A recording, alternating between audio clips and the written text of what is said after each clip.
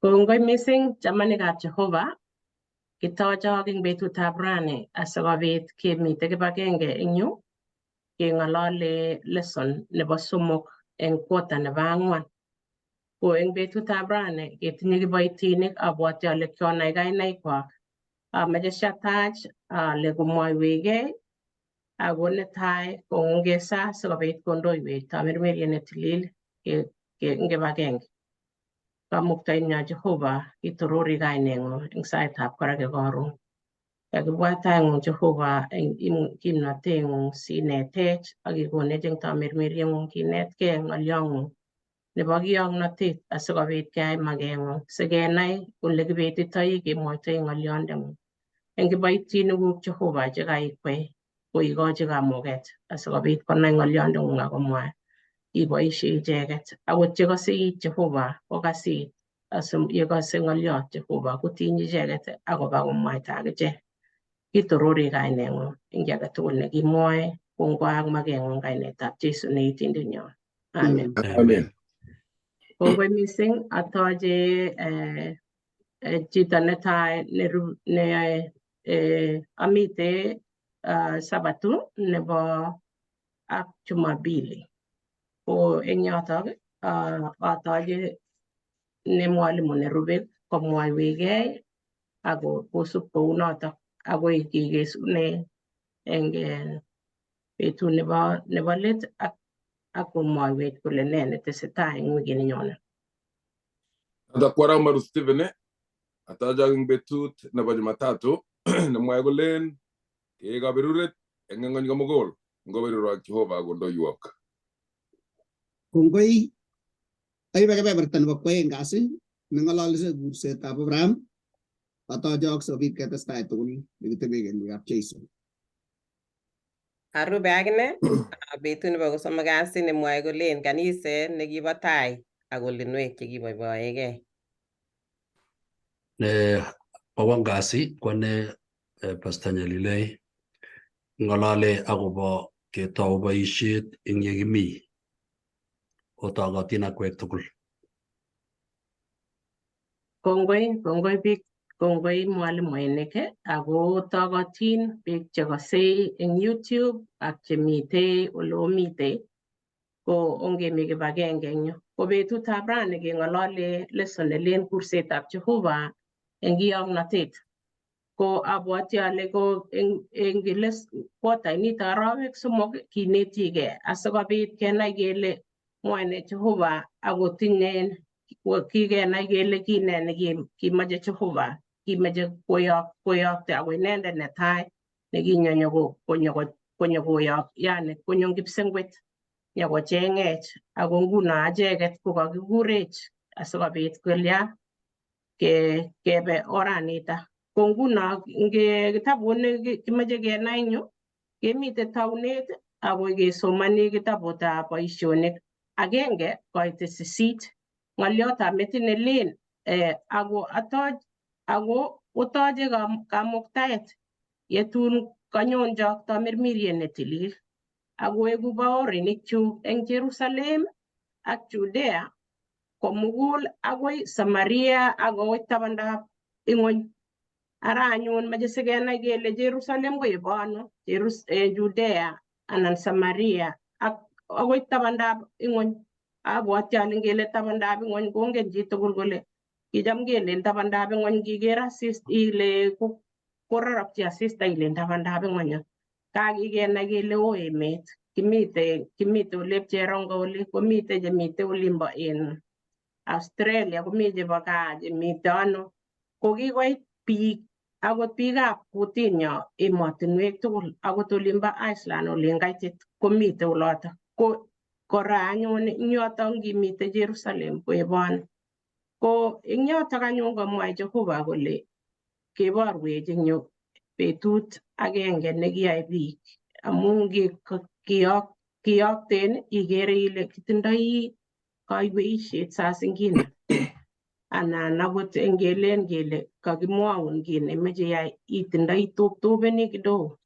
Ko king'etyo biik chekakiborwech eng yu kele asikenai tuguk somok eng yu ko kale Jehovah komuchi koistoenech kaiweisiet noto nyonet keoktech ko asikobit kwaak magenyi. Ako mitei kora cheiyoni koba neibaoriani kou in Abraham. Kileji Jehova Abraham amache imong eng yani kong'wong ole imenye ak iwe oret nelyon nenaboru. Ko kiwo Abraham eng kayanet, kimakongen kole wendi ano, lakini kiiborchi Jehova asikobit kokeitita ng'oliotab Jehova ole kiwendi.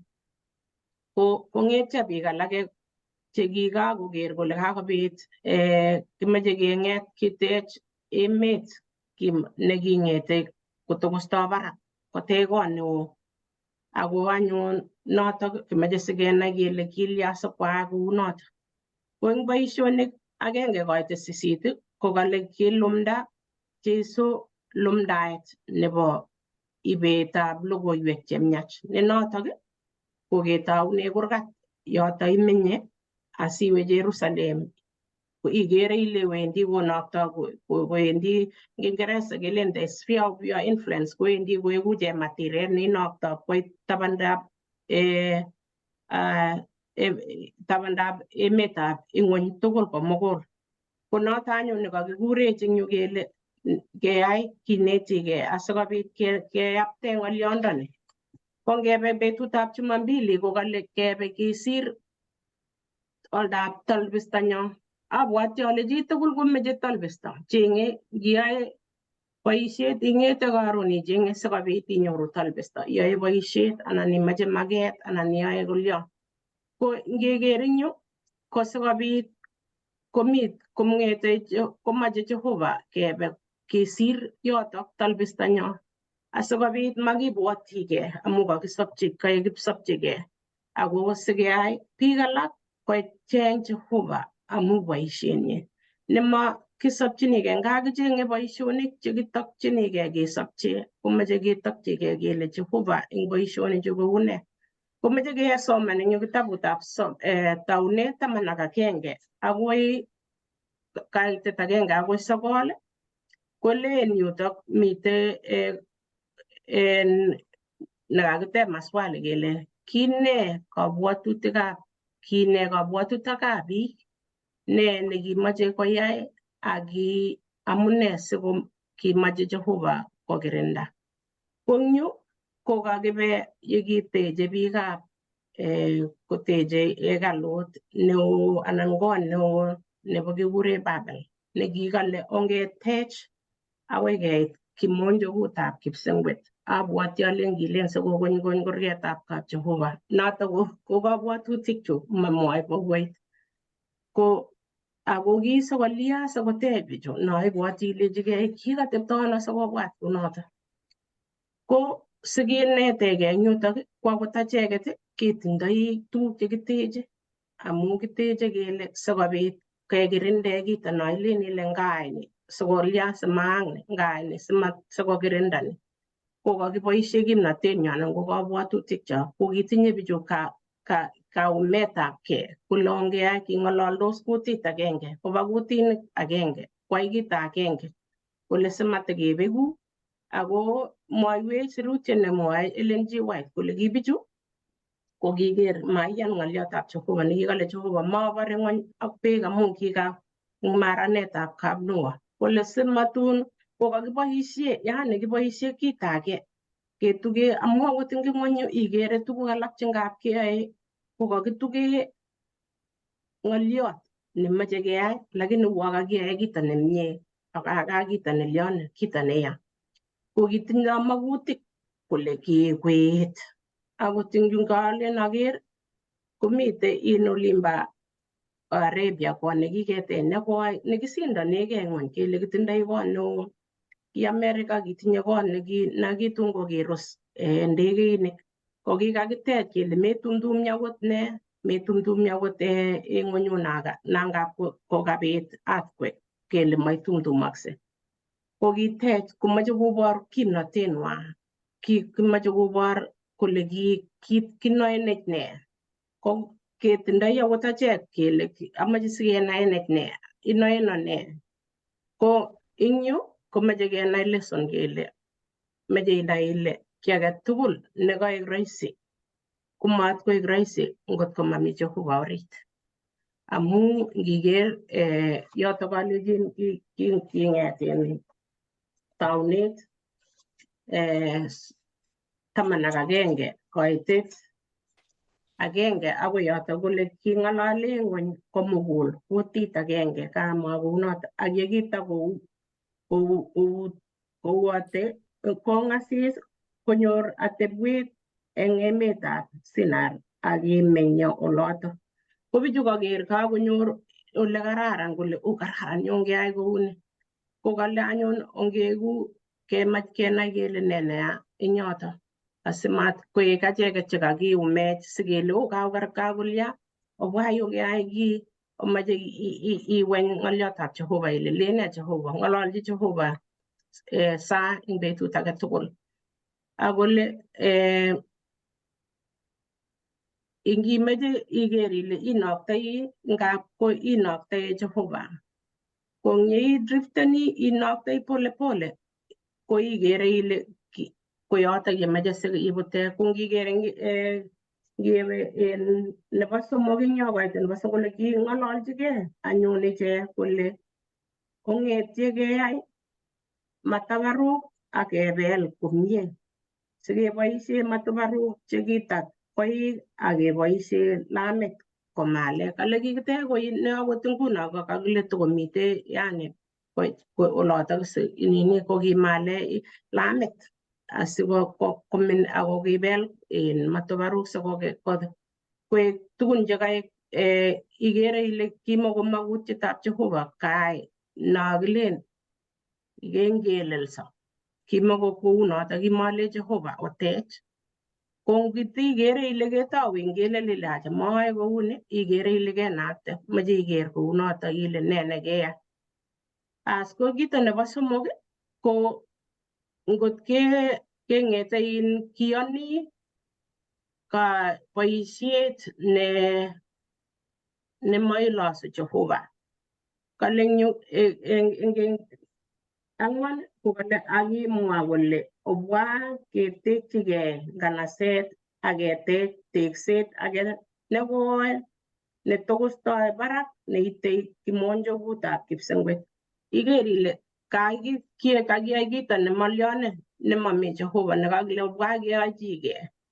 Ko ngot kelen obwa keyai kiy kongeyai kibwoti kele kokecheng Jehova kolene Jehova sikobit ketoretkei anan kiy age tugul ko kimong'u Jehova. Ko ikere ile inoktoenech akebendi anyun kinoktoi kebendi kole loo. Ko ngiwe nebo 5 kolen kichorgei Jehova konyo ng'ony koker nganaset ak tekset nekoi nekitokosta kwo barak nekiteche werikab biik. Ko ikere ile kaek kale kilene pride eng Kinandiek amu kilen bichu makere Jehova koteche koi kiteche kolen makere Jehova man abwoti ale kimaibwat kounotok.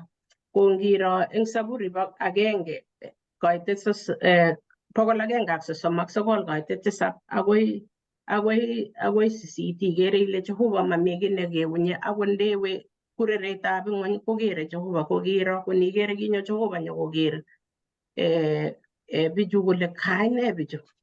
Ko akot kikakoro notok ngemeche kebe kesirte eng talbistanyo komeche kenai tuguchuto cheikere ile kakaiste kounotok. Amu ngap saa zingine komenae chito ile kakakiyai ingelelnotet ko ngotikere tuguchu kinetigei nguni ko sikobit kobain ngiker ile ngakatarus konait iwal age iwek. Ko ngunotok komeche kenai asikobit betut age komeiwe amu ngebe nebo 6 kole akile Jehova kokero 1 bichu akobo kutit agenge ako kakotoi koyai kiy neuni ak mami kiy neronyi ichek sikomayai kiy nemache. Ko ing yotok ikere ile kibendi kenyoru boisiet nekonech Kiptoo Mirmir anan ko Shetani nekany kokonech katuiyetabgei keyai boisiet ne kiptubotoi eng Jehova. Ko ing yotok ikere ile kakibe oret age nemakonech kebe oret nemache Jehova. Ko nginetegei eng yotok ko kale Jehova kile ayestoi icheket ko kikiyesta. Ko kingiyesta bichu ko kiit ng'oliotab Jehova ing'ony. Ko akot ndakilya kiumgei anan kelya kwae Jehova makenyi. Ko ingiro eng koite 9 koborwech kole ole akot ndakilya keyai tuguk chekimache keyochigei chemache kelya, ngot ko meistegei inakte eng kurgeng'ung ak iyochigei boisiet akile mawendi kanisa, mamache bicho amu ngap kole biik chekilen Kingereza mamache organized katuiyetabgei yani eng kanisa ko biik kityo ngokobetyi kiy nekayai ko mamache akatoe boisienyu anan awendi mamache kenaktaena mamache ayai ni. Ko ikere ile tuguchu tugul chekakinaktaegei ko makonin kayamiset ne Jehova kiyoktech ako makoit keyai boisiet notok. Ako ngot ko memukak kwae Jehova kosulda kora. Kwae eng kale ngot ko meiloswa anan iyai boisienyu komuchi koyai koik cheimuchi koyachi Jehova boisiet. Ko ikergei ilechigei tos ne neimuchi koimin asimeyai boisiet eng kurgat. Biik chomite nekitenen chomite dukan makilechin wi sukul sibisoman asikobit ieku nekiyoktoi. Eku neisomani bukuit imwa ne nekwaun Jehova eng wikini eng betutab rani eng saini ne nekasirto nekeker ile ndakamukwaak kiy ndakamako Jehova.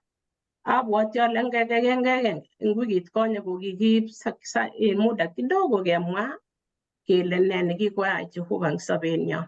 Ko eng testimony nekitindoi chitugul ko imwochte meyany ikiker ile kasarwo Jehova eng yo ndama Jehova ni. Kameketinye amitwogik konyo Jehova. Kamekouni akot anum kakas kele kouni kosop ko Jehova. Mwaite ingwek sobeng'ung eng nekisomani nemwoitoi ng'oliotab Jehova asikobit ngot ndamewendi emet age nakakile ibit Jerusalem, Samaria ak oldab ing'ony koek ngwek inyendet nekiyoptoi eng kurgat yoto. Ko ameche atach eng mwalimu nerube amwae kityo ale ngeeku biik checheng'e Jehova asikobit kong'ololwech Jehova koyoktech amu noto. Chito nerue komuchi kotes ng'oliot anan kotesetai yoto.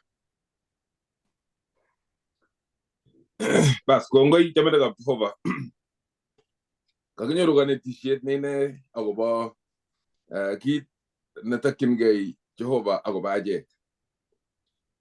Kongoi Lilian amu kainetech akobo tekset nekio nekibo Babel. Nakale kitech bichotok eng kalosunetabgei. Lengo nenywanet ko kimakomeche kolos Jehova. Lakini kimeche koloskei akotororgei akoek icheket chebo tekisto ak kit age tugul. Kakikemwa kora akobo tekset nekikitech eng emoni nebo Amerika nekitun kolul betut agenge. Nekikakimwa kele maname akot ma ako maimi kiy neitoi kiy age tugul nekanyo. Lakini kimuch kolul eng betut agenge. Kekwong'ityo kele kakaya tuguk chekilen memukoksei komukoksei. Ko eng yu ko kiturur Jehova biche Babel amu kitindoi katoreretabgei. Komwawech sirutik kotebenech kole tos eng or ne akot akichek chekimuchi kitororgei anan ketebi eng oret nekilen kiboiboen achek eng yu makimeche ketekeyaptegei kimeche ketebi kibagenge.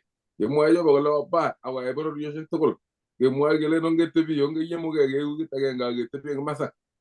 Komakisuldae ng'oliot nekimwoe Jehova. Kinyokomwa Jehova anyun kolechi bichu komanda atya sikobit koyesta koba emet tugul komugul akonyi ng'ony ku eng logoiwek chemechen chekemwa Kamuktaindet. Eng notok kekurech akot akichek rani kelen oba emotinwek tugul ayai bororiet koek alamaliet.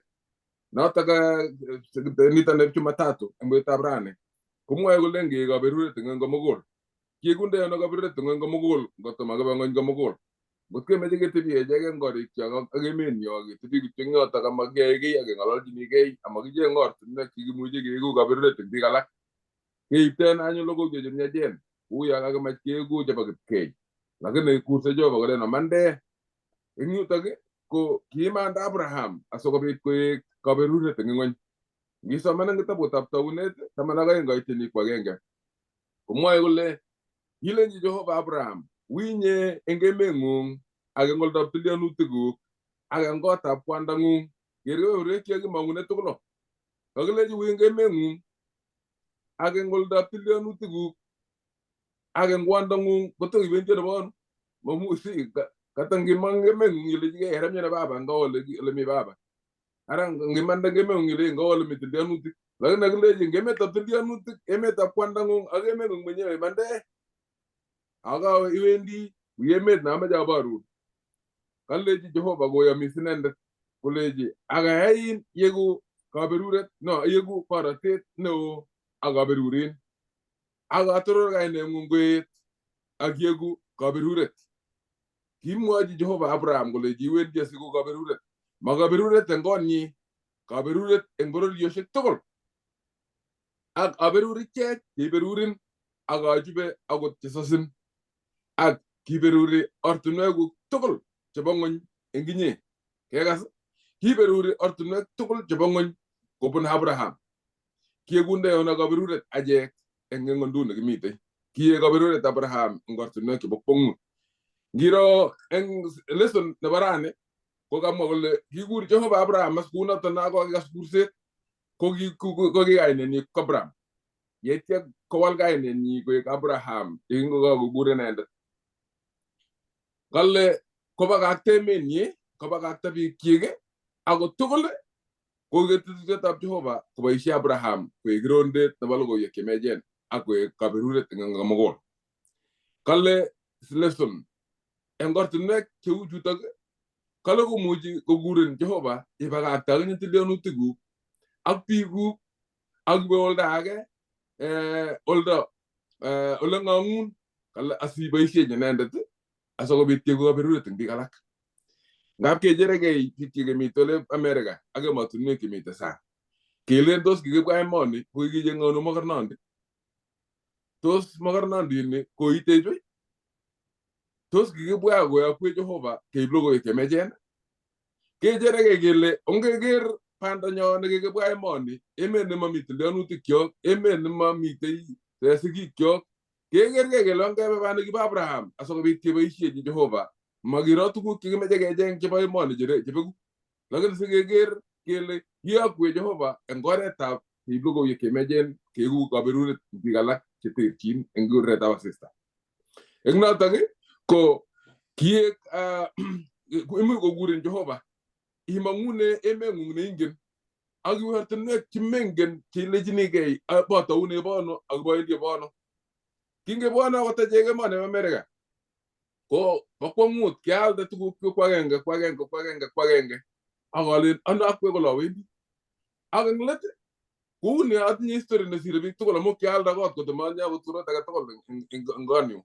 Kialde koret koboto konyu.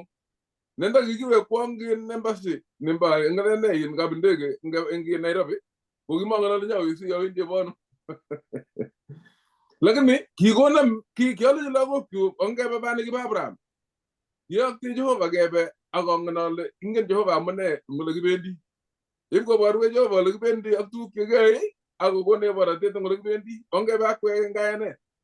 Ko kikibwa kele Jehova toretech keboisieun eng emoni kimutwech asikobit emetab kandoinatet nemakingen kele amune sikikibwa, lakini ingen Jehova amune. Kisoe sikobit koboisien eng inye tupchoni kotos ole imitei kotos ikonugei eng or neu ne asikobit iboisie Jehova.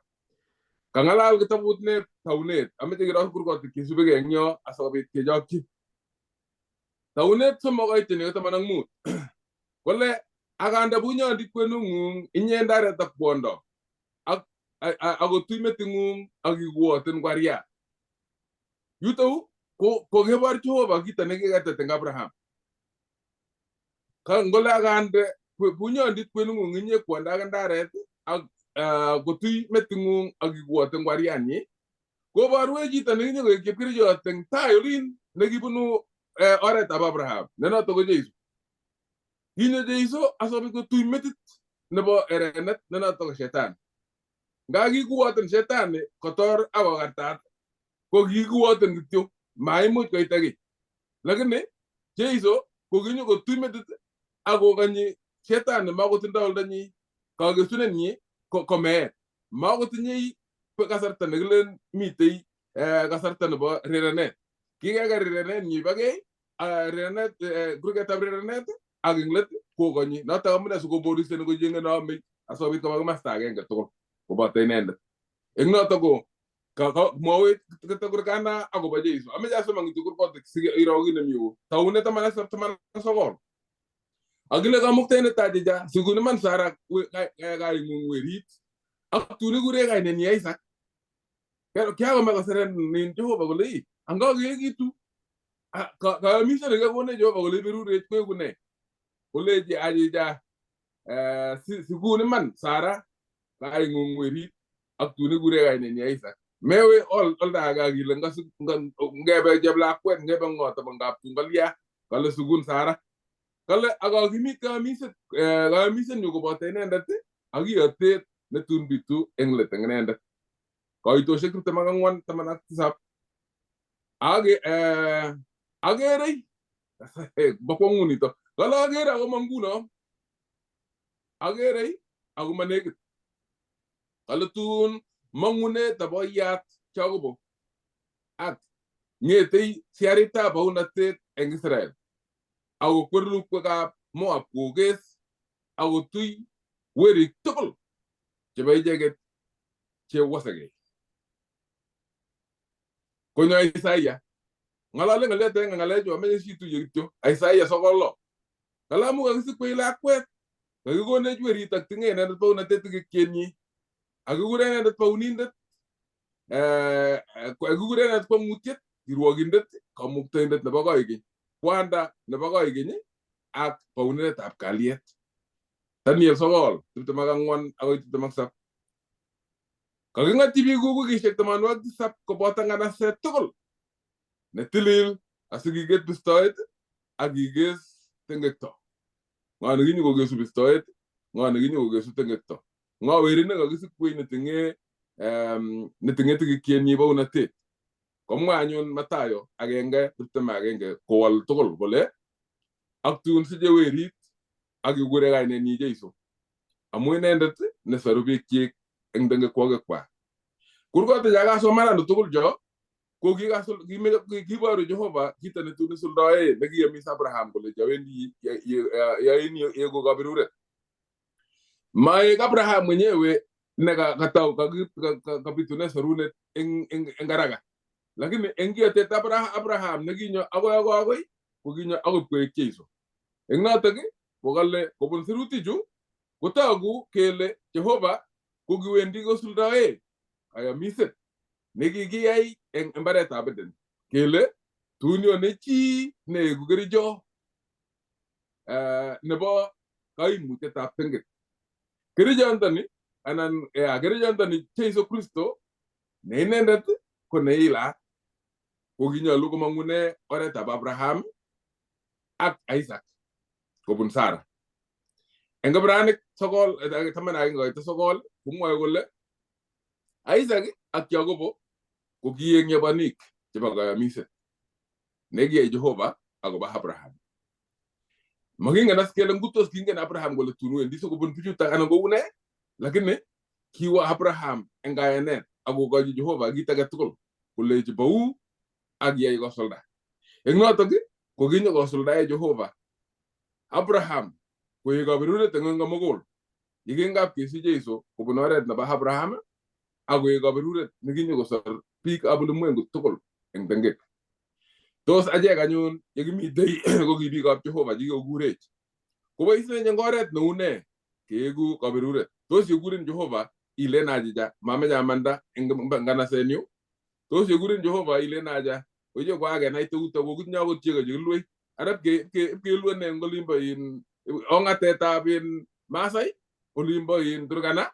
Tos ile ara pande ko le be bi ab turgana am ke be ko tugul ara mo ga ye bir ta bale ti ñu runde pati in pande je gam yang ne kala yurin jehova i mete talbistana kindai ak yuwe ole barun jehova ak ne sire tugul ye ko birure te ngije ce ko sun ko na yeso kristo ne gi ak jehova ne na to ko saruninde logo ye keme jen joddo ke gibe ngotes ci anan ko comme ñu mole mëna rebe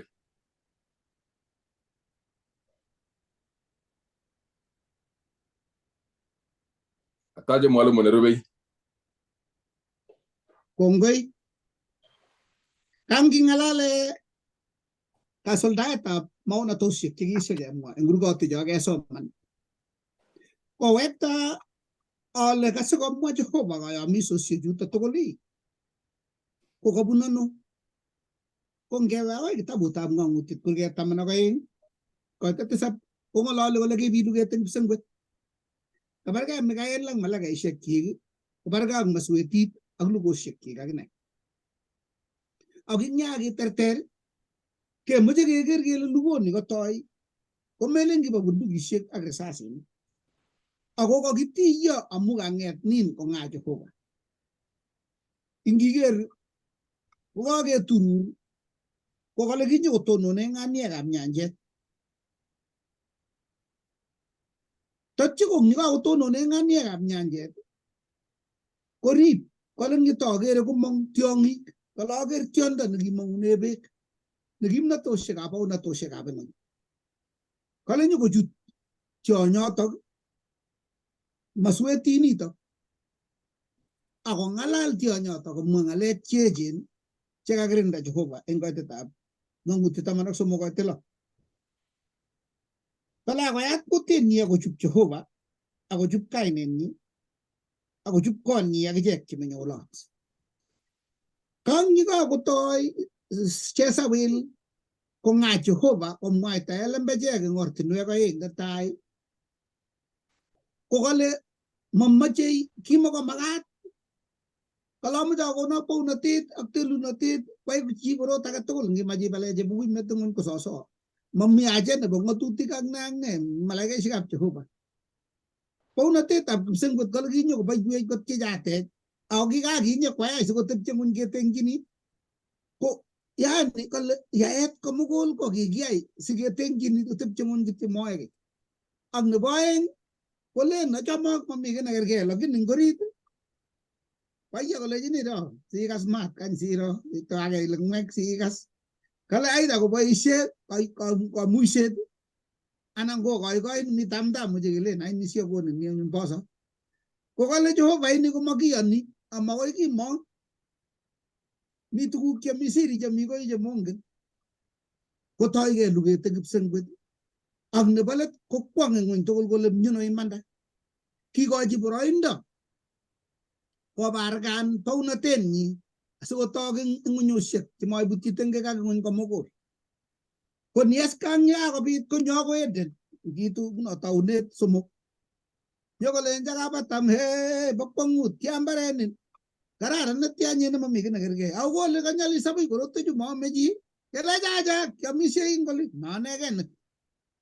Ko kalia se ni ko mamula yanda ni tio olmi ga mutet ko tos akasit Jehova aga mangu inendet aga yan inendet anana ko ya sa ke ole ang ko kilagi ngamitu ko le jiga esi kanya nyo ku ga mi ji na ga yo berbere maja jam goro ko mamishita logo yatinendet logo ni poisonous light lembe chat nego ge wajin ne wendi got kamutin na kabar ag ne balet ko wala kita nagyagi ay ngitong dap Jehova ko mastani ko ginya ko biluget nagiga taw ne senggot ko ite ngonyan ko bite butye nagelen tos kimang Jehova tos kian nenendet kun ko ngolole ngalega Abraham nyo gele hiay ko Abraham nganet amu emetab Sumeria o legimi ingana seta Babel. Age met menye ur inge metap Kaldei. O gimi tay ne bokong civilization na tay ne gure civilization of Mesopotamia. Nagiti niya be ga bereji ni. ako tinye tuguk yani kibwone beek akoi korik akebite tuguk tugul ako kitinye nganasok chekiechen chebo kwong'ut chebo korobainik kotomo kotokomeng'ochi biik keringoni kotokomenye biik emaisiek kotokobendoti biik kouboti kou biik chematinye korik chebendi kerate sotonik kebendi kerue oret ko ki taon tayari nekibo kwong'ut eng betusiek choto kolech Abraham ng'et anyone ndaiwo akiwe ano samwau ngebenye ilechini chepyoset kirate kibendi ano kale Jehova tos kiyan Jehova kokakurso kokursoni asingunon keng'ololen kwoeng kasi ang nyeketa kelen kakiba kong'et kasi akeit olindo ano kwambala kokoroge mami lakwet kikurenan ng'o Abraham ne kakuyetab kainani kele kwandab bororiosiek ara tinye lagok ata amchi koris mami ot agenge ang Sara kele kametab bororiosiek ko kwandab bororiosiek ni amu tinye ot agenge oya kikiken komi olimbo 75 aja akinye akoi 100 akwena ang lagok ije akoi kole kero Sara ngakase kikale Jehova isije lagok kobunun belen kikale ane jot kugo namwa lakwani ayauta maikuye nyende kayanet ak borto inetege Abraham oretab kayanet inetege kipsengwet luget kikotoege eng olin tos yame kiyan Jehova bo iman kamuktoindet nendakiyani kesabe anan everybody kesitunia buskengyo kiyetege sone kole setani kiyetege kole Jehova kiyani kayanet lugoni ako tereta akoi rani ng'ololi ni parege nguno Palestinian ak yun ko notok hanya ketauneni ko nebo borto ak nebo tamnimiriet ko koite olindok netai koitita komi kananik irong kitabutab dikikilejin siakonin emet nebo borotet koitetab taunet 12 koitet lo komwoe kole akobun anyun Abraham emet kwenut akoi koit oldab Sekem akoi ketitab More ako kiit komi kananik emonotok eng betusiek cho bichu ko biik chekikoromen ako kolkol nebo kwong'ut Jehova ano oli kemutwa angelen amutin emet nebo borotet angomi biik cheach nebo kwong'ut kochorgei Jehova kole kas anyun akomongchi Jehova ngoloto kolechi akochini ateng'ung emoni akitekchi anyun kaktesisiet kamuktoindet eng oloto nekikamongchi inendet kosop Abraham eng kayanet mengen ole wendi tap koitita oloto kolacha ano kaimutwech chepyoset angi wayo aja imwa ile wayosit kokinye ano oli kelen kibendi kakimete taon lekenye nyekebirate emainik len koristo kuyakayata mosokoriot eng yu makiruwei mami kora tuguk chekerue kimete materesinik chekicham kemenye eng taon ano oli oye matane kayanet kirkit ngebe chepyoset kong'eto kesisei kong'et rubet ipkole biik abana aja kaiken chekironget ano oli kokole ara Abraham maweksei solin kikileche ui ngebe Misri chobacha kabe ole kamokoloto keny kiweku oretab kayanet nebo kurset nekakure Jehova ko manyumnyum ako tinye nekakurin Jehova ibimwaite telunotetab ng'aget nekiking'a Jehova eng sobeng'ung koi kakonyin inai ile ng'o chichi maing'et iwe ngot ko tom inai ile Jehova ko ng'o amu imetoi boisiet neo nekibo serikali ipkorichin lagok chekiakonai makatiat ak siagit nekibo betut age tugul ano oli kebwone tos ingen Jehova komie ko tos imuchi ityen nengolen koker lagok kole angobaibai baba ako makitinye kiy age tugul angakebun keldab kong'et ipkoyai konde kokwerchi lakwet tikikiet lakwet age lakini baibai kobaibait chepyoset ipkole kisobe eng kayanet ako nebole konon Abraham iman akosuldae boisionoto kounoto kurset nekikikur Abraham komo kurset ne nyumnyum amu kakoit taip konyor chemosinik akolal rubet ipkoyai komwechi Misri emoni nyo kotun komweny koloto amu kipkoit olotok komoto komong Jehova koiwei kole kap kebaran kolotok kararan Sara nemami kii nekergei ko ngiop kola chekitupche bas komonyo konome Farao kotimtonin akoi koinyi komi olotok kochorgei Jehova kole cha kainam chepyoso nebo chi Farao nekatakiamdochin angeberbere kolejin chekitupche kawano kayanet kang'ung Abraham kosise kityo kole tamwoe kikoek tabu kowekse ngoloto nyokwendi akoi Negev bas nguno kong'atet nebo kwong'ut lakini ker kayanet akoi nguno komenye Israel emet nekikilechi nyitat chego ak kumik tap kolen koitita kong'atet nemami kii nekergei lakini tuguk cheyoktoi nguno Israel koba ng'ony komugul ako chebwone kinyokobat barabaret cho kibo Exet kosom ng'ung'unyek kola koba gaa ipkotekse amu koik barak beek ipkechenge beekab nyanjet chebo chumbik sinyekiun sikibise tuguk lakini rurtos tuguk kot kiyokto koba emotinwek tugul chebo ng'ony eng kayanet kosoptos bichoto akoi rani tos kimuch kesopche eng kayanet kounotok tuguk somok cheinetech ingot komi Jehova kobotech akiyan inendet kosobe ing kwenunyo akokimit baornatenyi kot koteku kwong'e eng ng'ony komugul.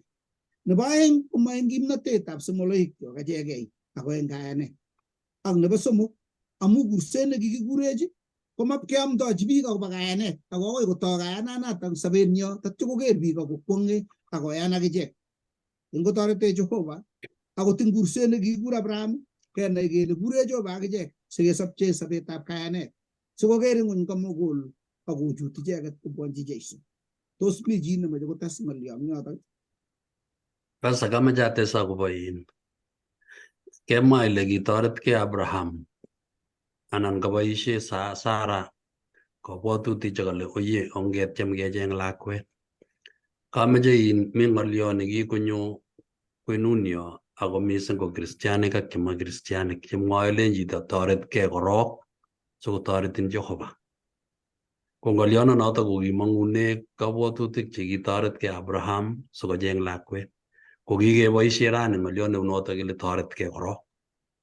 Komuch toretikei korok ilen oye ngatyem aai nemie sole Jehova toreto.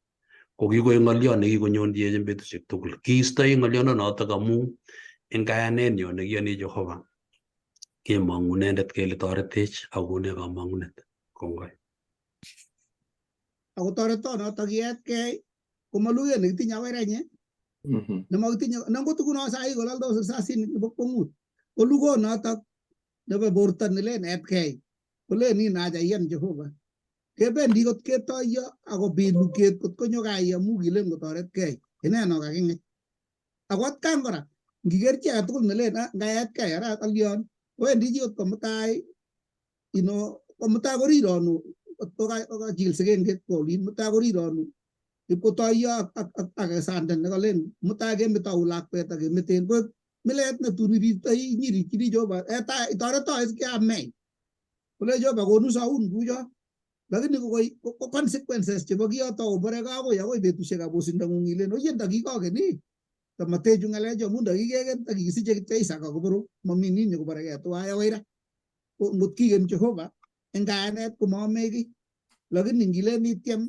komutai eku mosiget neo nebo kwong'ut anyun nyeilan nebo tuguk chekiyai chekanyiteshi kaberuret sikoi keya keteshi chebut ilakte ngoriet chebut sikoutin ako kakota koye kitakararan kabutini anyun koek kityo ara mi chebutiet nekikinapta radiochini ibartegei chebutieng'ung amu maneng'ung noto.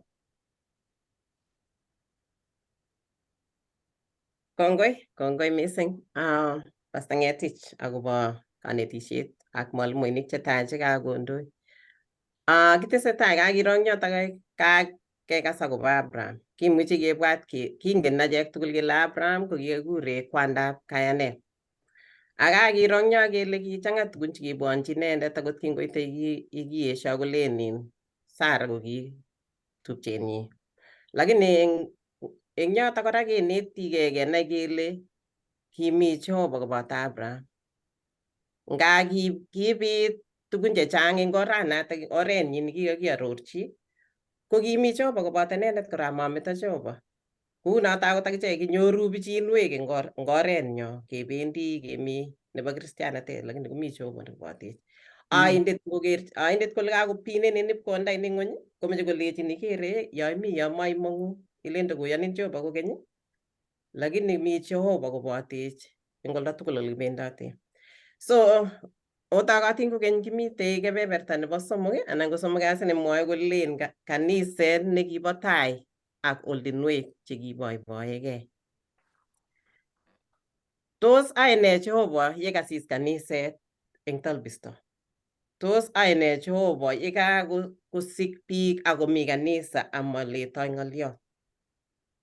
Makat koyestak amu ngesoman kitabutab Mathayo 4:19 ak kolenji obwa osubwo asi ayaak oeku romikab biik. Noto ko ng'oliono kakesir ko nekimwochin Jeiso ala malaikchi kolenji obwa osubwo soeku romikab biik. Malech obwa osubwo asi otebi ng'ony akorib. Kale kikure in the bond nabo samakinik. Male obwa otebi ng'ony asorib anyun orib samakinik chemite oinet. Kale obwa osubwo asoeku romikab biik.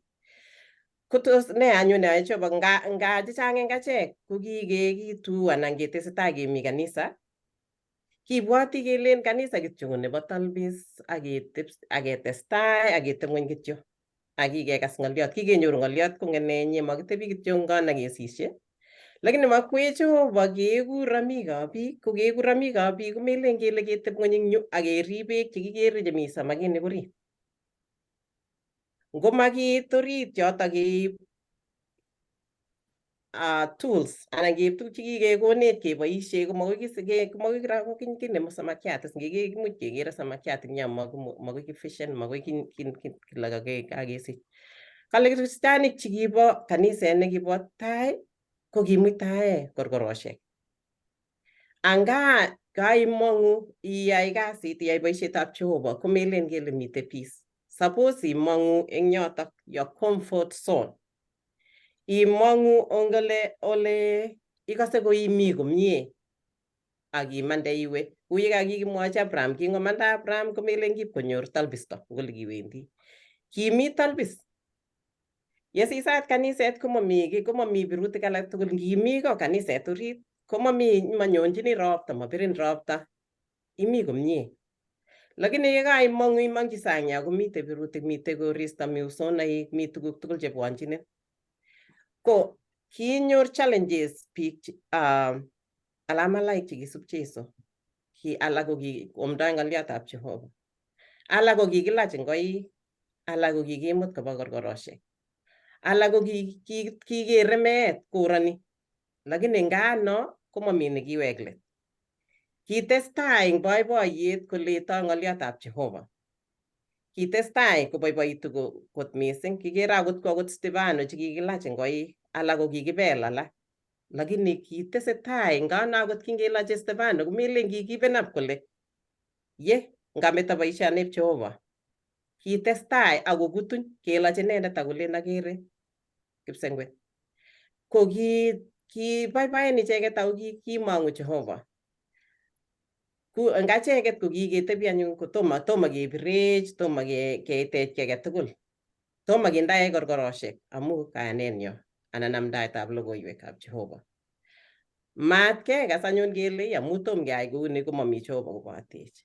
Kourech Jehova kora kemong'unetab comfort zone nekimite.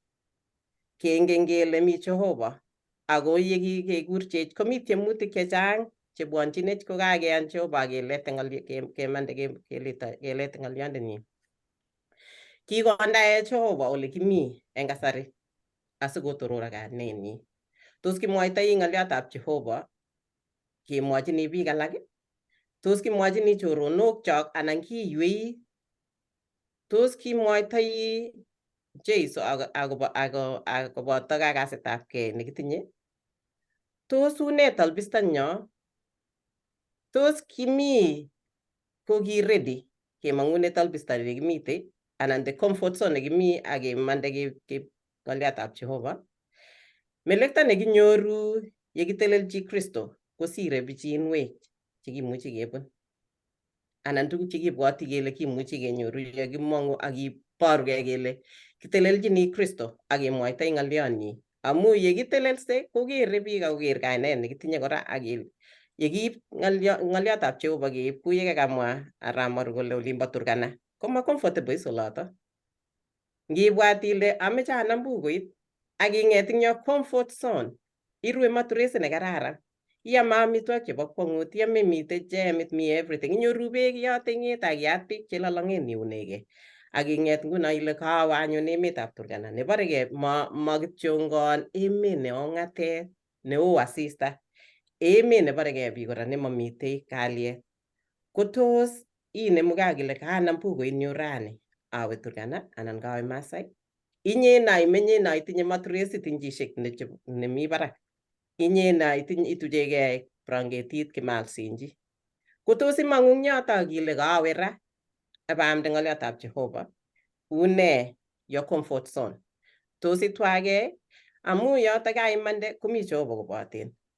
Kingonam usisiet nekindochin Saulo ne inendet ko ki yautiot nekikonyiti Jehova ako parisaindet, koyesta kaniset nekimi Jerusalem komanda ako Judea. Ngesoman boisionik 8 kaitet 1 akoi 4. Kale mwa eng yoto kole kichame Saul akine meenyi. Aking'et betunoto usisiet neo akobo kaniset nekimi Jerusalem. Akiyesta ichek tugul koyam emotinwekab Judea ak Samaria kobate chekiyoktoi. Kotub anyun Stefano biik chekikonyiti Jehova akoteiyo mising akobo inendet ako kinyalil mising Saul kaniset akowendi kot age tugul kochutu murenik akobo koryoshek akotorchin korkoret. Kakiro yoto kaselein kakobor yoto kikakomaoten Jesu eng boisionik 1:8 kole akoeku borinikchu eng Jerusalem ak eng Judea komugul ak Samaria. Kokingetwa anyun the comfort zone ketingisan kaniset kidogo kele kokimandas koyesta bichoto kekere kele kimanda koba Judea ak koba Samaria ako kipkoleta ng'oliotab Jehova ngolito kora. Kale kisuldae ng'oliondoni kou yekikisir eng boisionik 4 kele kiba anyun ichek chekikae koyesta kwamda ng'oliot akot kikakonam kaniset komanda koba kosir Jerusalem ko kitakwamdoi kayanik eng kokwotinwekab Yahudik ak nganasok alak. Eng boisionik 11 ak kaitet 19 koboru kole kiyesta kaniset koba koloekitu akoi Lebanon ak Kupro ako maamdochi chi age eng kasari kobate Yahudik ichegei. Abwati kingesomani anan kingineti akobo kitabutab Efesoek ko kikatokero kele kiibwoti Yahudi kole kichechwaket kityo ng'oliotab Jehova. Ko ki eng yu ko kikikere kele ki akot keamdo eng yu ko kiibwoti biik kole kibo kityo Yahudik ichegei ng'oliotab Jehova, lakini kiit akot betut nekibo kwamdoi Petero akine ko kiityi Jehova koborchi kole kibo akot icheket chekitom kimuratan ng'oliotab Jehova. Kale Petero nekiyala malietab Jesu ako agenge eng chekiindochin kaniset nekibo tai komaiyan koib logoiwek koba bororiosiek akot chekingokakonam Paulo koyai kounoto. Petero ko kiingen ko nekiyoktoi eng ichek chekikimuratan ak Paulo nekiyoktoi eng biikab bororiosiek. Eng tai ko kimakomache Petero akot koker komi ak biik choto kibo bororiosiek alak. Ngano ko kimanda Jehova Petero eng oldab kaboiboiyenyi, the comfort zone nekibo Petero. Kot kwo Petero kwamdochi bichoto ketoroti anyun ni somananib kosomok kasi ko makat kenai kele eng kiyoknotet ko kakenemgei keboishe Jehova kobitu nyalilwogik, bitu sonaik, bitu tuguk che makat keeshegei achegei ak kenai kele mi Jehova kobotech. Ngebendi akot ngokurech ku Abraham kele nikiking'et kelech ui mande, ko ngikas kachichet nemi muguleldang'ung ile ameche amwaita ng'aliotab Jehova kometoptopen. Mat ketoptopen se amu mi Jehova kobotech. Kimi Jehova koboto Abraham kingomandoi, kimi Jehova koboto Jeiso kingomandoi nga kinyoru obstacles chekichang mising. Kimi Jehova koboto alamalaikab Jeiso chekiamdoi. Ak kimi Jehova eng tugul akot chekikibar ko kimi Jehova koboto choto. Mi Jehova kobotech akichek. Tos kilewen ile iboisiechi Jehova? Jerusalem nenyo ko kokwenyo. Jerusalem nenyo nebo ra ne suppose keitchi ng'oliotab Jehova, keib ng'alekab Jehova ko biikab kokwenyo, biikab konyo ak biik alak chebo bororiosiek alak che makat keitchi. Tos iywei ile nguso kole ne anyun chorwenyu ko kamande kuni? Tos iywei ile ngubo ame ne ko kait yun? Ingen Jehova tuguk tugul chemi tainyo. Ongeboisiechi Jehova, yeikas kursetab Jehova kole ayokte ng'o, ile ami yu, oyokto ak inai ile omi ak Jehova neng'ung. Matieku neribe beek asopsaminik asinyoru samakiat, mande asicheng samakiat ngoberurin Jehova. Tache chito nerube.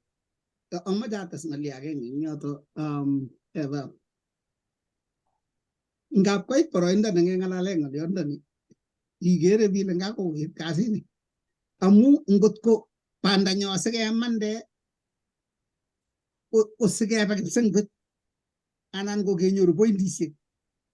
Kole chito age kawet kasini ngotep kipsengwetinito kawet kasini no kele ametit italbistan nyu ak ni ngemi kanisa akabanum ak chomio bas ko ngeamisie kuno akeweke sana nenye keng'alal siasa kidogo keliochi koik kesa keba kebun konop keamisie kon ingelia ak niko kilomita oba Turkana oba olini ako ili ako kicham komi betusiek chekicham kesire kele hata biik chewai kole kesire choto isis anyun iloiyo maya ne wikini ko ngotiyoe nebo simoloi kilen yukoet kasini ma kwane ak ikoimin ile kalya sameta kasinyu sawa oli birtoke lagok kole kalya sikokwo baba kometech ing yu anan kele kamwa lakwet kometo chito nekakoet kele kakon kepeng missionary kakoet kasini kane saru ngobet akone lakini ingot ko sobeng'ung nebo kotugul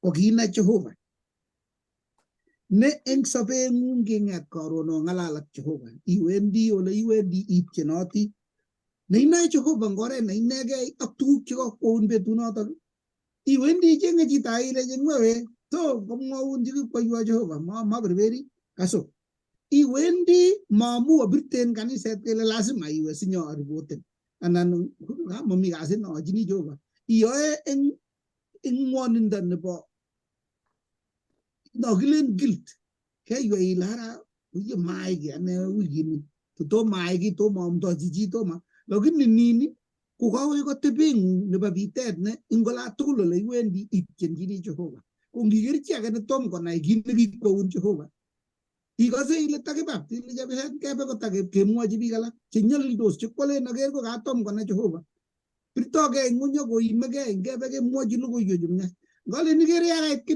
ne logoiwek chemyachen komengen chile to kataikas kasuk chakwak rani po nguvu yani mekere koechei ndawalaksei logoiwek chemyach kobetinet yani nengilen isis ile ikase ile oye amoche amwochi kabisa chito kataikas ko yekakonyonjin Jehova eng oret neu noto ing'ete ialdoi tugukuk ikonu tugukuk amu ikere chito age neimegei eng netom konai kit nekikwoun Jehova inye iwendi ikere chicho kikenem Jeiso oik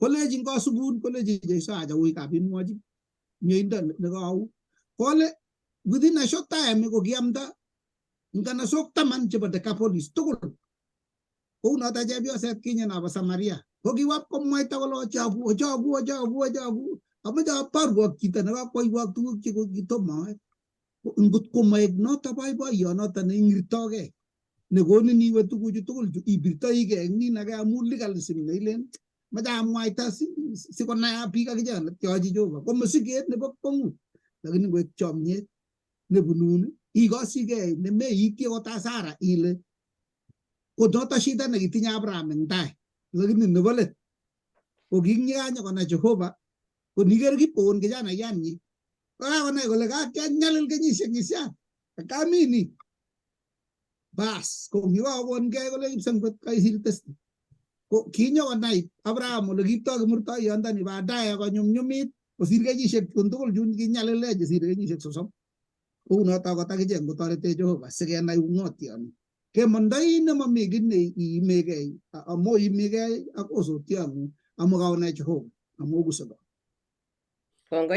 Ateshinata basta agenge ko in kamwa kora lesson kole kingo kotach biik logoiwek chemechen ko kakikartat Jeiso ako kakebendi kekoito logoiwek chemech koba emotinwek tugul akobo sorunet ko kale alamaliet ko maba komanda sang'utab yautik kitestai kityo ngon kole kibendi keibe logoiwek ako ibe kiito ba yautik ichegei ko ibe kiito ba yautik ngale kole aja makibendi ole ba Gentiles anan bororioshek ngote ngeip yautik ko ayaka yautik kityo ngon akoi tun komong kebeberta agenge nekanye komong akot Stefano ak ne komanda komong kibororioshek akot Petro chekakiketinda Jehova kele mande oip logoiwecho ba sang'utab bororioshek tos akot eng achek kemitei ko tos kikerei territory kityo nenyonet acheke yuto kele wendi ngolin bolen wendi ngo kokoyo kwen map kechululin ing kokoyo anan olimbo ano pareke tos iwendi akot komi borioshek ak ingen ile Jehova neindoi ko kakakten kole wi akot ndami luget neune konde ngongen Jehova amune so kikeib kityo logoiwek chemechen chekiipchini kityo biik chok yuto bo kurgat chepkutit kele mangen akot ang'alalan en Kiswahili ngoba biik alak chengen olimbo Kiswahili yeoit kutitab Musa lakini kikikochi solution anan kito nekimuchi koboisie kalya mekonugei kole yu ak iwe tai ak yan iwe akot sang'utab biikab kutuswekuk. Kongoi Marwa, Pastor Ngetich. Mi maat ngesa akisom kokonech Jehova maat nekibo tai. Ibwoti chito kingibatisanin ngimong'u beek ko kichomune. Kikose takipak kokas chitugul. Kit nekikose eng muguleldong'ung. Ko ngokonech Jehova maat ak noton nekitai ongesa kokonech Jehova konyitwech tamirmiriet amu kingimong'u beek kole ikose timwochi chitugul amami kaiweisiet amami kiy age tugul nekikose ile akot ndakiyokten saiyo iwendi nemotiny akot ndaitu chi kole kakitilin nguno ilen obara ko kikwano maata ongesa kokonech Jehova tamirmirionotok kesich maat eng kila betut anan eng sobenyo asikobit kelete ng'oliotab Jehova amu ngotko makitinye tamirmirietab Jehova akot komakikuye kele Jehova bo Jehova kiy age tugul bo Jehova kibo Jehova ko makoi kibewe. Kongoi. Atachi mwalimuiyot nerube.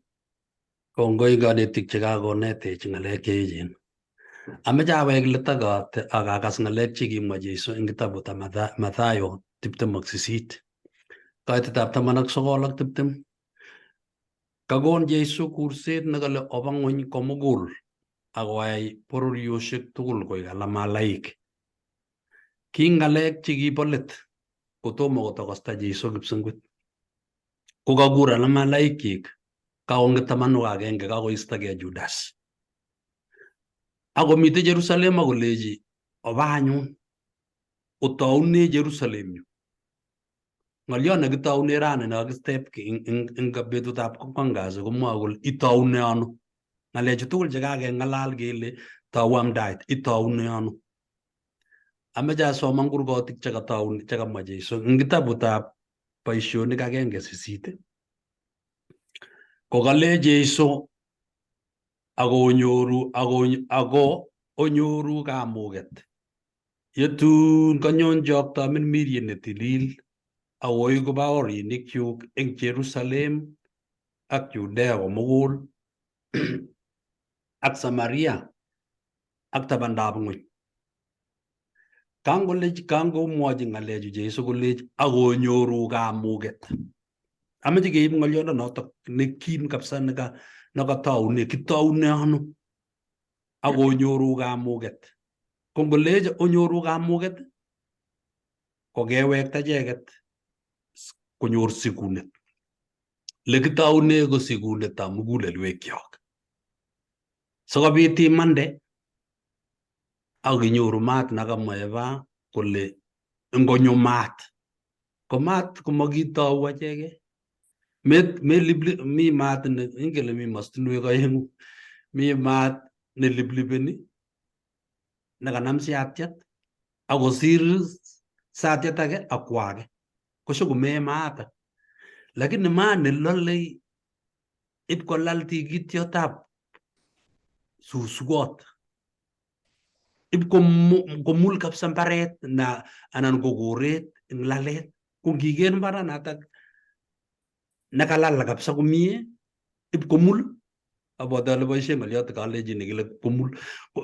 Ngiker kabisa kakatuit momi kiy neng'etu.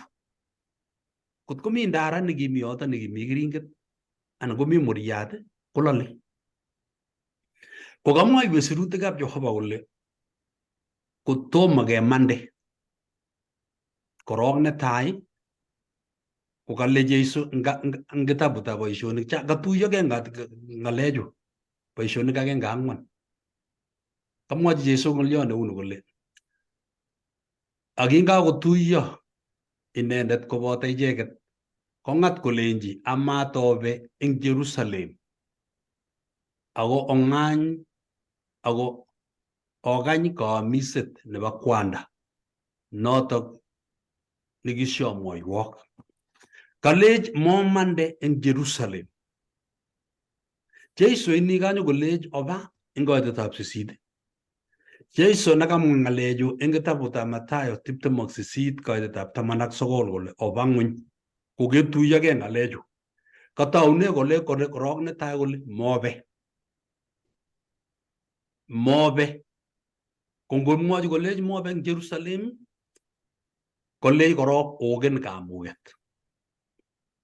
Nyone kamuget neikochin icheket kimnotet nebo amdaet. Lekitoune eng sirutik chetililen ak logoiwek chemiachen ko kekany ak ketach Jeiso koek Yetindet nebo sobonwekyok. Iloli maat Jeiso eng mugulelwekyok. Iloli maat Jeiso nemuchi kotwa muguleldong'ung netindoi toptopenet, netindoi kaiwet, netindoi nyokornatet. Chito komatindoi Jeiso kotindoi kiy neribegei. Yoto kiribegei onakure Kingeresa nervousness. Nervousness ko korot nemang'une achek tikikisiktech. Ngilen ko imwa kikonam mokto. Kolechin kabwatutik memwa. Ilen iyat kutit kolien konyikisit ng'elyepta. Ngilen timwa ikose ibotoni ikelen serut ak kutit ilen imwa komi kiy netwoe muguleldong'ung kotile iye samwane. Ko that thing no korotok no mitei mugulelwekyok ko kikisiktech ak kikonech Shetani kotebe borwekyok. Kokale anyun Jeiso sikoistogei korotok nebo chitondit amu tomo ketach Jeiso mugulelwekyok. Kotokokirech koek rimet. Ngelen keyai nemie, ngelen kekilgei, angot kiro biik chotab kokilgei kololchi che kokemwa kochang'a ngitik eng kamanda. Ngolen kowendi chito wendi tab koit yungut kolech metimwa anyun chechang. Kong'et age nekanyo komwochi eng yu kolech ne chekemwa chu. Kowirenen alak eng yu kowirenen ng'al chechang, kowirenen chepyoset, kowirenen lagok, kowirenen biikab kokwet kele to anyun ngot komi ng'alechu koiye anyun uni ko iywet. Konamin iywek ngumakolitet ngumi kiy nekokwak. Iweke let. Ko ngiweke let nguno ile kole Shetani sise yotok matitwagei.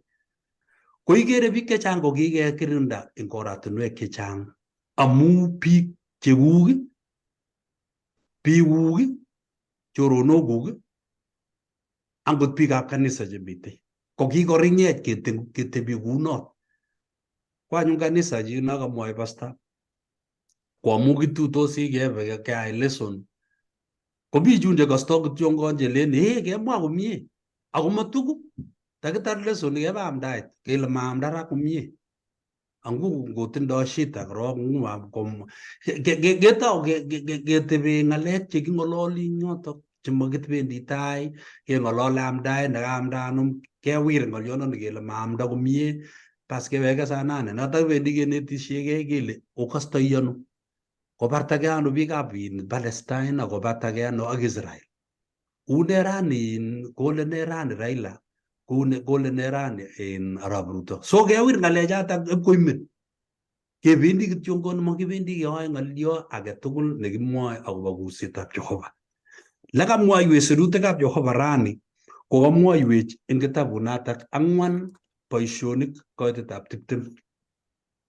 Ng'alek chekamwa Jeiso akoeku baornatet eng achek ko kamwa ng'alek cheuchu kole akowalak ng'alechu kamwa kole walei ng'alekab kamuktoindet ngowal mugulelwekyok Kristo Jeiso akokonech kamang'unet nebo mugulelwekyok amu kanyol omwaite tuguchu chekioker ak chekiokas sikobit kochichech ng'alechu ko tuguk chekikero tuguk chekikekas.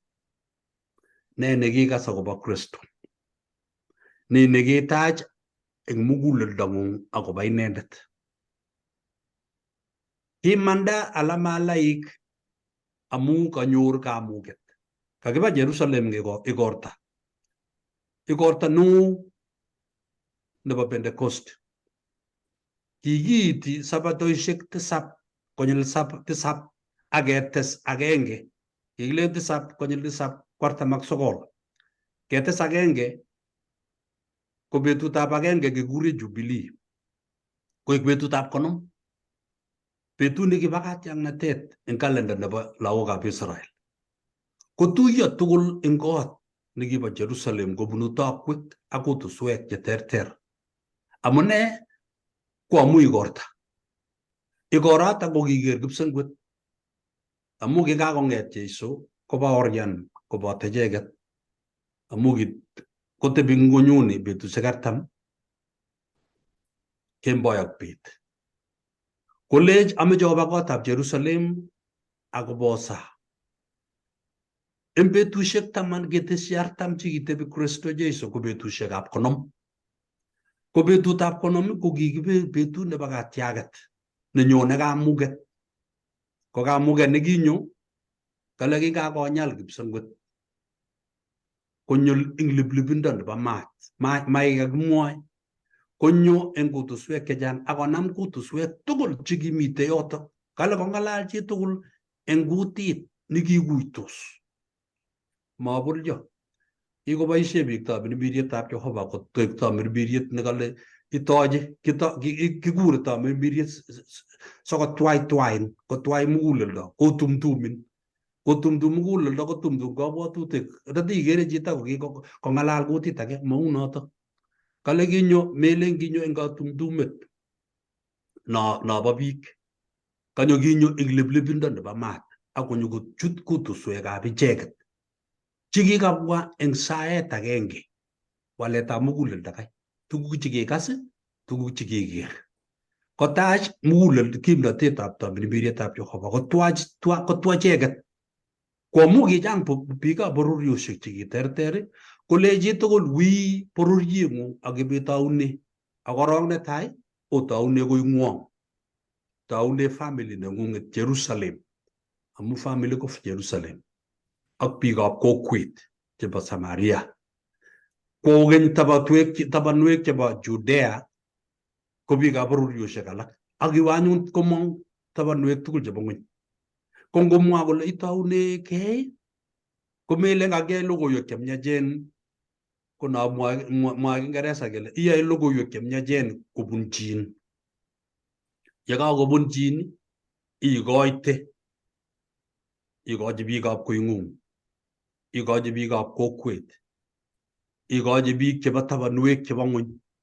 kemanyun keba mi bi magerge bi mi jebendi tabanwe keterter je komdoi imuju ko nyendet ko ileji namdoji biga family jugu ko chang oratunwek je keamdoitoi imuji igur biga tilyonutikuk akolejo ye obwa sinye keamishe tugul kibagenge katacha kityongon kait betusiekab kenyit kekesu tarik agenge kotauge kenyit itach biikab koingwong ak ikur amdoindet nyokonyo amdoindet noto nyokoamdochi bichoto inye nekaitach itach biikab orengung ikere rani betusiechu komi biik chingalenjin kuregei biikab oret ko ngobwa biikab oret ikure biikwok icheng amdoindet nyeketuyogei tugul kibagenge icheng amdoindet kwamdaamdaet nenegei ko oret agenge nebo baornatetab logoiwek chemiach imuchi kora ikur biikab kokwet akolechi oyie kitindoi amitwogik chebo koskoling maeshochi biik amitwogik ako amitwogik korok betusiek cheome biik rubet akilechi biik oyie obwa mi amitwogik chekeome koskoling maneeshoi mabwone biik ak lagok akele koteketebi ketebi akoi saa nne kong'ete saa nane ketepche akoi saa nne kemboi kong'alalanat natepche kaicheng amdoindet nyokwamdochi bichutok kong'ololi ng'alekwok ko korok netai kakeamda logoiwek chemiechen oret agenge megen ile kewe lelo iwe Turkana anan iwe Pokot anan iwe Tugen anan iwe Keiyo lekiamdoe logoiwek chemiechen taune Jerusalem taune Kayot kur biik icheng amdoindet nyokwamda oret age nekimuchi iyai ko iboisie sadaka chekuket ak saka chekikoberuri Jehova ngo kokekol rani akoberuri Jehova eng mbaret ko ngiiste kebebertab 10 komi alake cheng'etu ngele keko eng miendab Jehova kangibotisie inyoru ekainik ing ekait kokainyoru guniok chechang indoi guniok 200 ko ngikoite 20 kubunji Jehova eng saka kolyame chungang'etun 180 ko nginam 10 alak akileite ngokoito kebebertani ikochi Jehova ipkeamdae logoiwek chemyachen ko oret agenge nebo amdaet nebo logoiwek chemyach nekaimande logoiwek matingimi gaa yotok amu mi biik alake chekikekur chemuchi ipkwamda inye muchi metindoi kimnatet niamdoi ngiamde kokere kutuswek biik itik biik alake amu metindoi sautit metindoi leing'ololdoi mi talentaisiek chekikoberuri Jehova imuchi kole age ngalen ang'alal kokaborchi biik kolen ang'alal age kuyo chomei amu sauting'ung komami lekendoi injinit nekimuche ketese sautit nitindoi lakini nging'alal kuyo ichome komi chito age ngong'alal kabisa kokase biik akole wiye kakomwa logoiwek chemyach kalya meamdae tuguk chitindoi borotet nekikonin Jehova moita neikoitoi teta neikoitoi artet neikoitoi ilenji kokochi logoiwek chemyachen iwe kwachek biik chemi America koamu makimuchi keamde kou biik cholimbo gaa kimuchi kekoite chepkondok chekikonech Jehova kaberuret kikoche $1 ile kokochi biik chemite Kimasin atoret amdoindet nemite Pokot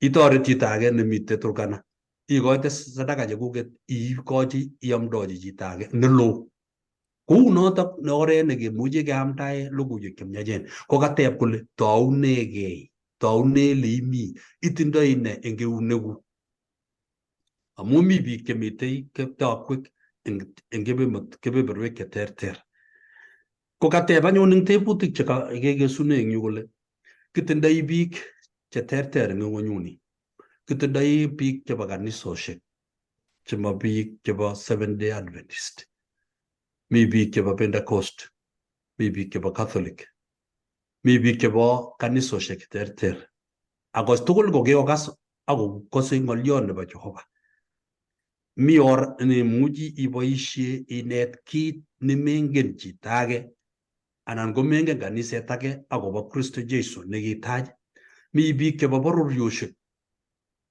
mi kutit nebo Nandi mi biikab Kalenjin mite kokoek mi lemek. Eng kabiletab America komi chumbek. Ko eng chumbechu ketuitosi eng boisiet. Ko tos mi ng'olyo besho ilechini chito age oye kosoun. Ma ilechi ngesa lakini ilechini kosoun ra. Mwochi ng'olyono noto kityo ile kosoun. Anan ilechi ibosoun. Ng'olyono noto kokas koibe itikyik. Ko iib kitabut besho ak ibimetochi eng meset. Ak imetochi. Tabiwe ngot besho ak ibimete kitabut age yekewendi supermarket anan iwendi store bialishei. Iwendi ak kitabut age kotimete kityo eng shelfit. Unoto kityo mengen chito nenyokonome nekakondochi tamirmirietab Jehova. Metet eng shelfit yoto. Amu ngemoni bo America kekere konda age tugul. Ngimete eng shelfit eng yo akiwe, amu taboibe kitabushek alak kotamete ane eng shelfit kityo ngot. Ma lazima akochi chito. Anan awe sikobut. Akachakte kabisa simakere chito kole kawirte. Arababunu yoto kabunu shelfit aker kakeib kitabut. Komongen chito nekoib amu kawirte yoto akawe ane. Akaker let ale makerochi. Oret agenge nekiyoe oretab logoiwek chemiach. Yekole ko kerkei keswot nekebutyin mbar. Mengen ile nyokoibe ng'o logoiyondoni ak ng'o neamdoi neibe. Ongeal kitabushek ak keserte kekochi kebeberwek cheterter. Mi oratinwek chechang chekemuchi keyai. Ako mautie Jehova kocheng chi neibe ng'oliondonotok ak konam. Megen kityongon kele oye oroni betut nebo amdaet. Ngoyatak oret agenge nechube Jehova. Ng'olion nekateb chitab lesson rani kole tos icheng listitab biik anan biik chekinai chebo grupishek chekinai ile oye mi chepyosok yu. Tos mi ng'olion imuchi imwochi chepyosok. Kitindoi maendeleo nebo chepyosok, grupishekab chepyosok. Achek chemi America komi kundishekab chepyosok cheketindoi. Ko ya kobe tuyet ya kile oye meche kesich lakwet baby shower. Mi betut nekelen oye meche kekat lakwet kabanum. Tos imetochini ng'olyo ak imetochini ng'olyo kahatak. Kalya mealchi Bible ak ibimetochi. Kalya mealchi ng'olyo ak imetochi bichotok. Oret agenge. Tos mi chi neisochini? Mi biik chekolkolen kabisa. Imuchi tindoi chitab kokwet kabisa nemakerin ngokerin kotosing'ung anan kong'utyin kasasin. Tos isoe? Tos indoi listit nebo biik cheisochini kila. Situn kwa Jehova makenyi akobo chichotok nekolkol kot kotiakak ak kotach Jeiso. Boisie oratinwek cheu chotok. Ko kamwa eng kakesunet nakesu kole kitindoi biik chechang ne baornateng'ung eng kiyong'natet neitindoi niibortoi eng sobondong'ung. Une atebeng'ung, une ng'alaleng'ung. Yeng'ololchini chito age ko tos ikirindoi logoiwek chemiach anan ichutu logoiwek chemiach. Ngotebeng'ung inegei ngitebi ngimong'u kurgat akokerin chitab kokwet angokerin tilyetng'ung koyoni kabisa kole oye kotokikoyan anum logoiwek chemiachen atoche akine. Kokakerin kityongon. Leing'ololdoi, leiteptoi, atebeng'ung tugul kokere biik kole to bo Mungu chichi ak kikotach Jeiso. Ngoi kateben yo kiyong'natet netokoksei angot makiamde kokere biik Kristo eng mugulelwekcho. Aya takomi chi netese ng'olyo katar kebeberta nekatindoi sikobit samwa lesson nebo wikit nenyone. Kongoi Pastor, kemwa ile ngoi kateben yo kiyong'natet amu somani biik chechang. Akot kito nekakomwoe biik kolen kero anum imuchi komwaun kito nebo iman. Akot eng kapkasi ketonon amu mising komakimwoe ng'oliotab Jehova eng emetab America. Amu kikibesio kanisa ak boisionik. Lakini ngot kitonone Jehova komakoi ko sait age tugul konookse amu imwoe iman, itonone iman akoite nemeiywei imwa. ko abwati kokituye lagat kokituye kole chito age ikere lagok ko kokitindoi kilene birthday ketyenso tienwogik che lagok eng ng'ony neko tienwogik che ikere ilechinigei ngakoek tamatuni chu che tiendos eng oli kolecho chito age kero kakomach koibenech lagok shetani kole nguno kikiywei eng emoni memuitu akot eng kanisa eng kapkasi alechi kero eng kapkasi meiyweishe imwa imanda ngo betung'ung iwendi kanisa ile kere awendi kanisa kouni anan ilechi kuyo kakemwa pastor ilechi chito ngosoun kolecho kemwa kiamwachini chito age alechini sosoun kale nyokotebena kolecho kitesoiwo neikere ile kainagune chito alechi kairo eku inyendet amu sobeng'ung ko nekisomani. Kongoi Lilian. Kameche ande emphasis kora ng'oliot agenge nekamwoe pastor akobo ng'oliotab bandekab bekait. Kwakol mbaret eng olin mpaka anyoru kuniok 15 eng ekait agenge maite 200.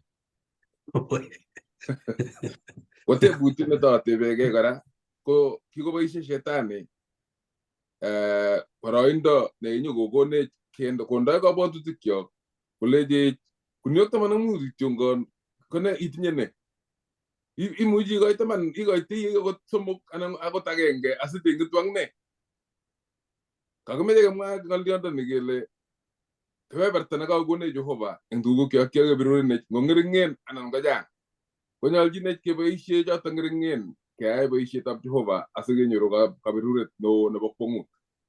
Kale angot day agenge akikoite nusu noto ba agenge anan iboisie notok tugul ikoite kowekun Jehova eng oret nebo kwong'ut. Bandekyok che ng'ering'en chekikes chebo kuniok 15 ikoite kuniet agenge ak nusu nebo kebebertab 10 akitestai kora icheru kora eng yotok chebo konunoik chebo chomyet cheikoitoi chebo logoiwek chemechen. Testai boisie ayae boisietab Jehova tuguk che ng'ering'en asikobit iker kaberuretab Jehova nemeikesugei. Ak nesirei ko kikochang'a biik eng kasari chemakokoitoi saka ak sadaka anan makoweku amu konu atyo kole kiib koba ano rabinikyok kimeche kenai ole kiba rabisiek kakilip keboisie eng field ni conference chepkondokyok chekikonu kakilip bendi bono ngomakikere ikoite eng kayanet akinai ile wendi kwae boisietab Jehova eng lukwongon chebo ng'ony amesub anan ikerote eng konda lakini ikoite akile akwo boisietab Jehova akitestai iro kaberuret nekon Jehova yenyoru alak cheter ngoberak Jehova eng kainetab Jehova. Woi mwoe kole mokoit eng saket amu naisubi ko kergei ak nekibo Anania ak Sabira. Ko nginekit kole kakekoite tugul tomeche oteb ne? Ko nguno muguleldonyo eng kasarta age tugul tab kekoite kot kele matotebenech amu ing kanisa ko kitebe chebo kele oye meche ketoret lagok mi chi nekakomyan chang toretet neketindoi tab kekein kuyo kikee teta kabisa bikei koto makomi ng'o nekee kanisa ipkosir inye kristianindet eng logoiwek chemiach amu istab ketebene nebo lakwet ketebene nebo sipitali ketebene nebo toretet kele kakosirto ano meche ketoret mami or age tugul kimeng'isie ye kwenutab biik akonyolu ketoret nekatoret toretech Jehova. Wikini nyone komwae akobo ng'olion nekergei ak baornatet nekakenyoru nani kepchei kiong'natetab Jehova. Kepchei kiong'natetab Jehova. Ongepchei tuguk chekitindoi ngotoretech Jehova akotokotin akwek tugul eng kanetisiet nebo wikini nyone. Ongesa kitororin akelosun kiptaiyandenyo Jehova. Emyeindo tugul nekaiborwech eng kanetisiet nekakekas. Toretech akikonech kamang'unet kepchei ng'alechu akeeku baoriniguk ketoune Jerusalem, ketoune sobonwekyok, korikyok. Akebe biikab kokwet akebe tabanwek tugul chebo ng'ony. Kongoi eng achek tugul chekakekas ng'oliondoni ak achek chekakeiku kanetik. Kitindoi kosik chekose eng tokwek cheterter. Kesome Jehova kamuget nebo tamirmiriet netilil kokochi icheket mugulelwek chemuchi kotanggusitu ako kasit ngalechu kakemwa. Toretech achek tugul kibagenge amu yetunotengung. Berurech eng wikini nyonei ak kanetisiet nenyonei. Ngwang mageng'ung eng kainetab Jeiso ne kiptandenyo. Amen. Kongoi otogotin tugul.